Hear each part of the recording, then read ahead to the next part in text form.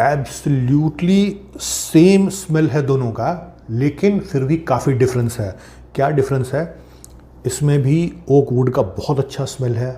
हालांकि इन दोनों विस्की को ओक वुड में पहले लंबे समय तक एज कराया जाता है और फिनिश के लिए शेरी कास्क भी यूज़ किया जाता है, लेकिन बात बस उतना ही है कि इसके अरोमा में, इसके टेस्ट में एक डेप्थ है और इसमें अरोमा में और टेस्ट में वो डेप्थ की कमी है। हेलो, नमस्कार एंड वेलकम बैक। सीवस रीगल और 100 पाइपर्स, इन दोनों स्कॉच विस्की का रिव्यू करेंगे। इन दोनों को ही मैंने क्यों सेलेक्ट किया है, उसका मेन रीज़न ये है कि इन दोनों विस्की में इतनी ज़्यादा सिमिलैरिटी है कि ये देखना बहुत ज़्यादा इंटरेस्टिंग होगा कि इतनी सिमिलैरिटी के बाद और प्राइस डिफरेंस ऑलमोस्ट डबल का है, तो सेम टाइप का कैरेक्टर, सेम टाइप का test profile, almost same type का अरोमा, वो सारा चीज़ और डबल प्राइस, तो कौन सा विस्की ज़्यादा वैल्यू फॉर मनी होगा और वो कौन सा रीज़न है जिसके चलते कि आप दोगुना दाम दे करके सीवस रीगल खरीदें इंस्टीड ऑफ दिस 100 पाइपर। तो बहुत इंटरेस्टिंग होने वाला है ये कंपैरिजन वीडियो। अगर इन दोनों की सिमिलैरिटी को देखें तो सबसे पहले दोनों ही पर्नर रिकार्ड का ब्रांड है, 100 पाइपर्स भी और सीवस रीगल भी, पहला हो गया। दूसरा, दोनों सेम रीजन की विस्की, मेजॉरिटी विस्की जो दोनों में यूज़ किया जाता है वो दोनों सेम स्पेसाइड रीजन की विस्की है।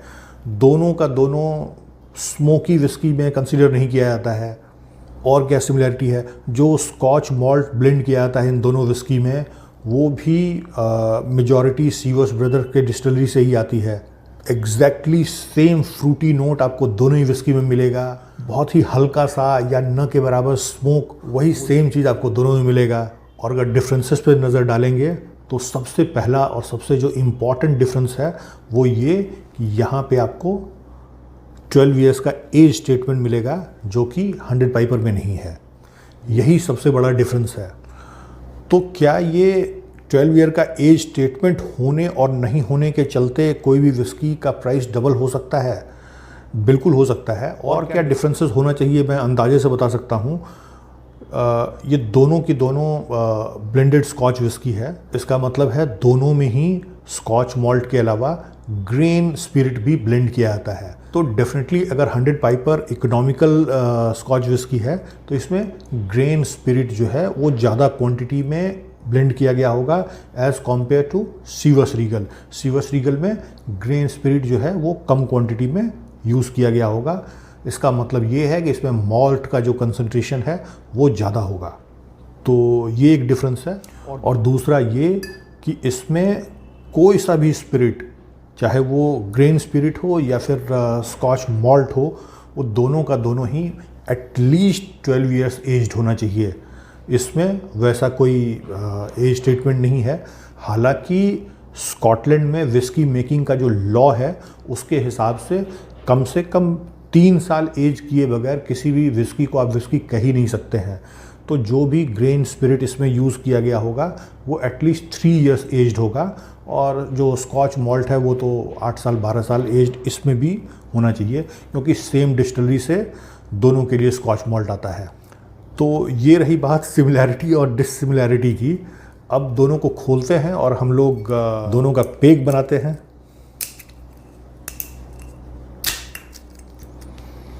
ये रही 100 पाइपर और ये गया सीवस रीगल। ओके, अब देखिए क्या है, इंग्रेडिएंट्स जो है वो दोनों में ऑलमोस्ट सिमिलर है। दोनों में ग्रेन स्पिरिट भी है, दोनों में स्कॉच मॉल्ट कंसंट्रेट भी है और सेम रीजन की विस्की है। ज़्यादातर जो इंग्रेडिएंट्स है वो सेम डिस्टिलरी की भी है। डिफरेंस क्या है, ब्लेंडिंग के टाइम में ग्रेन कितना यूज़ किया गया है, मॉल्ट कितना यूज़ किया गया है, एक ये पहला डिफरेंस, और कितना एज कराया गया है, सिर्फ यही डिफरेंस है। अब उस डिफरेंस के चलते दोनों के टेस्ट प्रोफाइल में, अरोमा में कितना डिफरेंस आता है, और क्या इतना ज़्यादा डिफरेंस है कि एक का प्राइस दूसरे से डबल तक हो सकता है, यही चेक करते हैं। नोजिंग और टेस्टिंग के पहले एक बार दोनों की कलर और कंसिस्टेंसी पे ध्यान दे देते हैं। Seriously there is no difference in colour absolutely no difference. हालांकि मैं बता दूं, दोनों ही विस्की में आर्टिफिशियल कलर भी ऐड किया जाता है, बट आप देखें there is no difference at all in colour.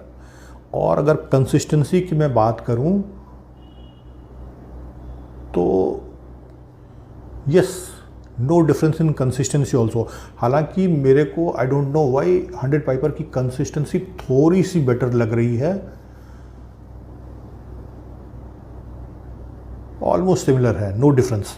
चलिए अब हम लोग क्या करेंगे, बारी बारी से दोनों को नोज करेंगे और उसके बाद बताएंगे क्या डिफरेंस मिल रहा है।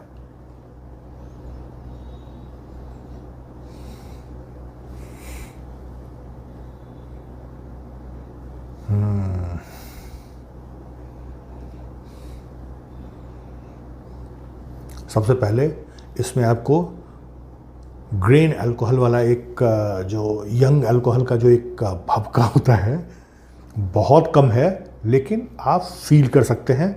इसमें वो आप फील नहीं कर पाएंगे।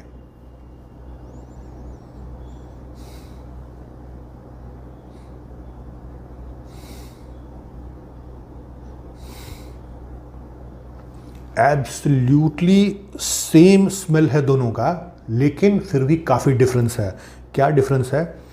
इसमें भी ओक वुड का बहुत अच्छा स्मेल है, उसके अलावा फ्रूटी नोट लाइक और थोड़ा सिट्रसी भी। तो फ्रूटी नोट में मैं ऐसे कहूँ आपको कि एप्पल या ग्रीन एप्पल या फिर पियर और कुछ कुछ ऑरेंज के जैसा। यस, कुछ बनाना के जैसा भी।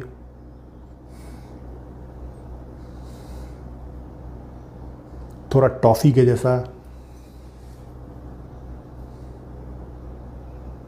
यस, ग्रीन एप्पल, बनाना,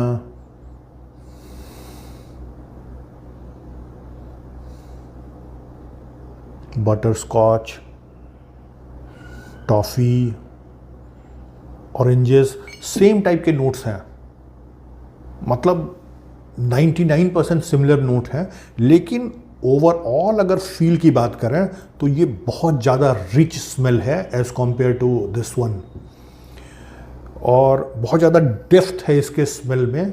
और जो भी अरोमा और ये इतना कॉम्प्लेक्स फील कराता है वो चीज़ इसमें आपको फील नहीं होगा।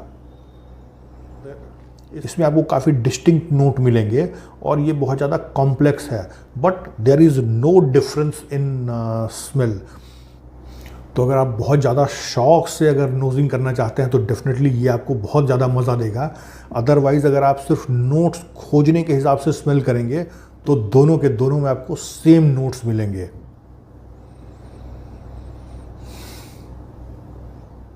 ऑलमोस्ट नो स्मोक इस दोनों के दोनों में। चलिए अब टेस्ट करते हैं। पहले 100 पाइपर्स।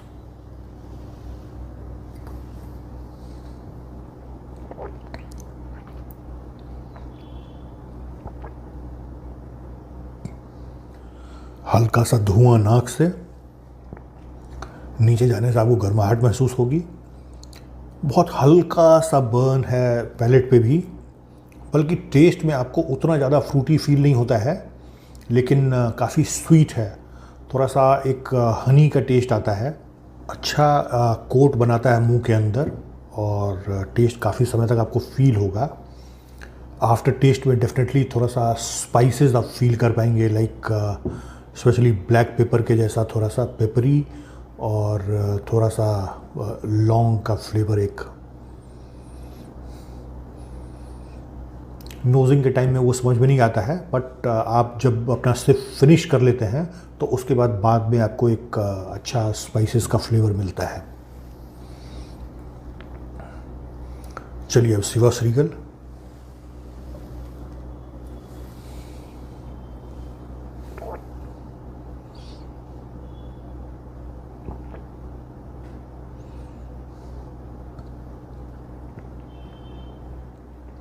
मैंने कहा ना, बिल्कुल सेम टेस्ट है, सेम नोट्स है, बट जो कॉम्प्लेक्सिटी है वो इसकी खासियत है। आपको कोई भी टेस्ट जो है उतना फ्लैट सीधा आपको मतलब समझ में नहीं आएगा। इसमें लेयर्स हैं और पूरा टेस्ट एक दूसरे से इस तरह घुला मिला है कि it's very difficult to find out और डिफरेंट नोट्स, लेकिन ओवरऑल जो एक मज़ा दे जाता है वो अमेजिंग है। तो आई थिंक इससे ज़्यादा मुश्किल कोई भी विस्की कंपैरिजन वीडियो हो ही नहीं सकता है। Same नोजिंग, same aroma, same type का स्मेल दोनों विस्की का, सेम टेस्ट, कोई डिफरेंस नहीं है। जो नोट्स आपको इसमें मिलेंगे वही नोट इसमें भी है। इतना ज़्यादा सिमिलैरिटी है। डिफरेंस क्या है? बस एक कॉम्प्लेक्सिटी का। ये वो सारा अरोमा, वो सारा नोट बहुत फ्लैट डायरेक्ट आपको मतलब फील होता है, और ये घुमाएगा आपको। यस, पता करो। तो वो एक डिफरेंस है, और ये डिफरेंस तभी आता है जब आप लंबे समय तक विस्की को एज कराते हैं, और वो भी डिफरेंट टाइप के कास्क में, ओक वुड में, फिर शेरी कास्क में। हालांकि इन दोनों विस्की को ओक वुड में पहले लंबे समय तक एज कराया जाता है, और फिनिश के लिए शेरी कास्क भी यूज़ किया जाता है, 100 पाइपर्स भी और चीवर्स रीगल भी। बस टाइमिंग का फ़र्क है, और सिर्फ वो एजिंग के टाइमिंग के डिफरेंस से एंड प्रोडक्ट जो है वो इतना ज़्यादा डिफरेंस क्रिएट करता है। एक एक सिप और लेते हैं और कुछ डिफरेंस खोजने की कोशिश करते हैं।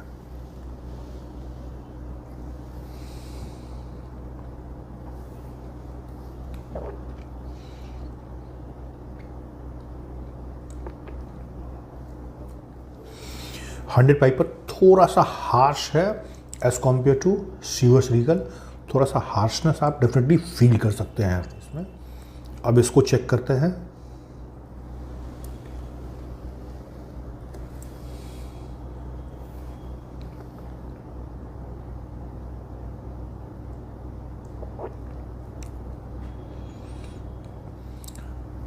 देखिए, बोल्ड तो चीवर्स रीगल भी है, और एग्जैक्टली उतना ही बोल्ड है जितना 100 पाइपर है। There is no difference in boldness. दोनों का सेम और बहुत एक पंची कैरेक्टर भी है दोनों में।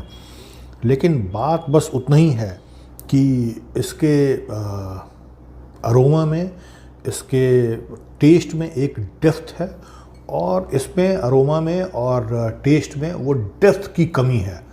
सेम अरोमा, सेम टेस्ट, इसमें डेप्थ ज़रा कम है, इसमें डेप्थ थोड़ा ज़्यादा है। बस इतना ही डिफरेंस है, और कोई डिफरेंस नहीं है।